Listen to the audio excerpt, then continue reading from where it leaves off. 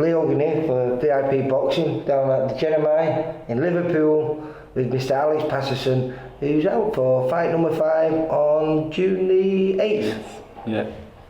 And we did have an opponent for you, mate. We had an opponent, looked like a bit of a danger man, Mexican with a bit of a banger, but unfortunately I think he got cut last time out up in Scotland against Aston Brown, so we're searching for a new opponent for you. Yeah. I've no doubt that they'll find you one, mate. But, yeah, I think there's enough time, isn't there? Still about 3 weeks left, so hopefully you should have one sorted.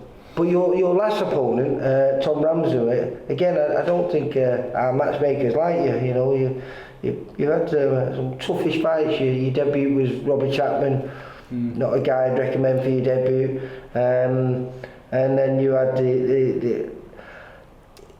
it's not a great record or anything like that, but Victor Agana, I think his name is, he's the most horrible fighter to look good against. And do you know something? Isn't he? He's so awkward. He's like a small Lawrence Okoli, you know. Yeah. But you did look really good. I think it was probably one of the best performances I've seen by a VIP fighter against him. He looked really, really polished. And then in your last fight out, you know, which was only your 4th fight, and we get you a guy with I think at the time, was he 3-2-1? I think so, 3-2-1 or something like that. Yeah, or it was 3-3-1. So again, a real unknown quantity for you. But again, as you always do, you dealt with him comfortably. So we don't know who you got now.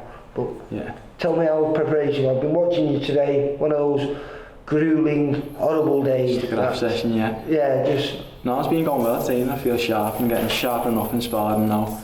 Getting in my rhythm and stuff like that. And who have you been sparring with them? it's Ryan Dickens. Because Ryan's going to be topping the bill on the night that you fight. Yeah. In a all VIP fight. Yeah. With fight 50-50. Well, do you know, I think actually it is a 50-50 fight, but on paper I think a lot of people suspect Ryan's going to win this because of his amateur pedigree.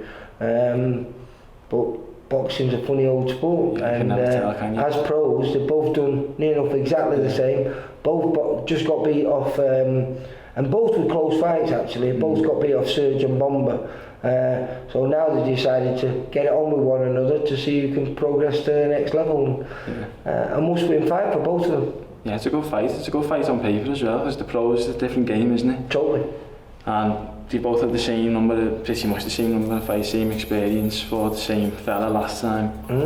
So it's a good fight to stop the bill. Like. Who wins? Nobody knows, but we'll find out on June the 8th. How are you finding it now? Because you know we managed to get you going now because you, like I said before, you had a fantastic debut against Robbie Chapman, and then there was a little bit of a brain query that kept you out for about 7 or 8 months.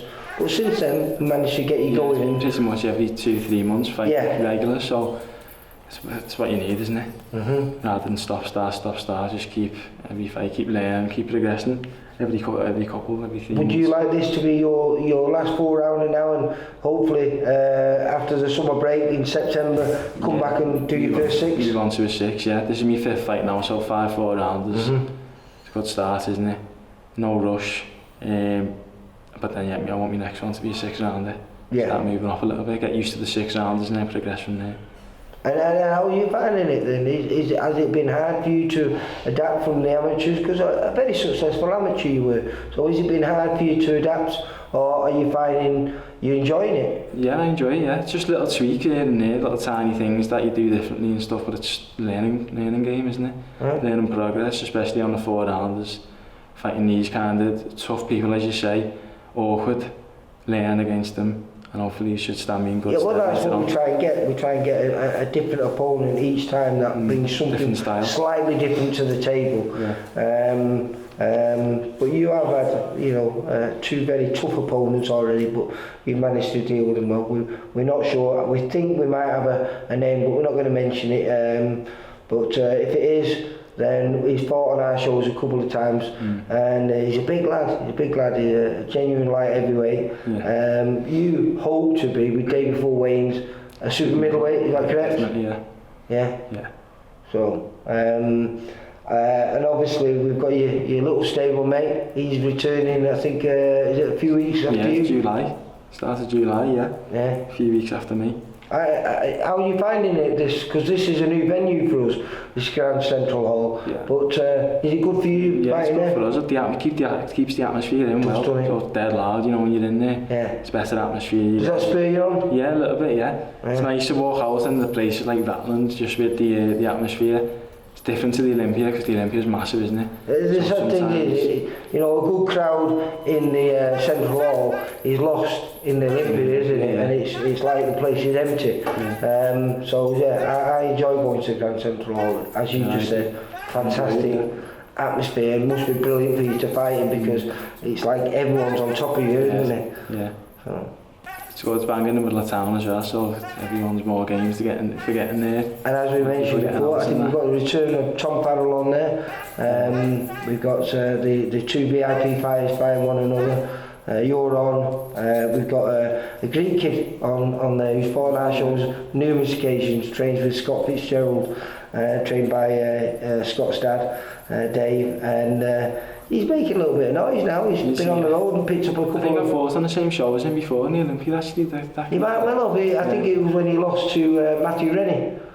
Was he? Yeah, was it that? Yeah, I think he stepped up. He stepped up to 6 rounds and, you know, got him with Matthew Rennie, who's vastly more experienced than him, and he lost out in his first 6 rounds. So it is really good fun to watch, and really in amazing shape now. So I think he's settling into the program really well. Should be a good little show then. It will be. Like I say, I think there's just 6 fights on there, but tops off with a VIP versus VIP, and they never fail to deliver. Although we've got fights, aren't they? It's a bit like a central area fight. Bragging rights, isn't it? Yeah, bragging rights, yeah. Listen, Alex, good luck with the rest of the camp. Cheers, we'll see you on the 8th. You won't have a day before Wayne, so we will see you on the 8th. And hopefully Louise will be there talking to you afterwards and saying we're number 5. Definitely, yeah. Alex, take care. Nice one, Nick. Bye. Cheers.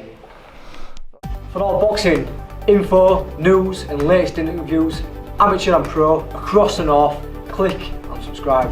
VIP Boxing Promotions. Also Twitter, Instagram and Facebook.